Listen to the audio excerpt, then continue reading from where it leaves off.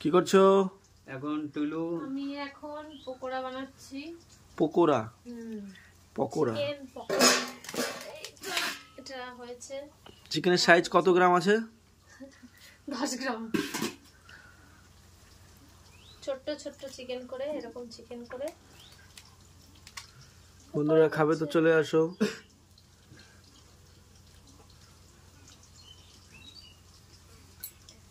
ছাড়ো দেখি কি আছে বলো।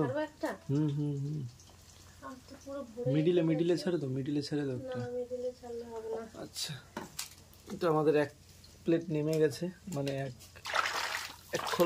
এক কড়াই ভাজা, আবার আরেকটা ভাজা হচ্ছে।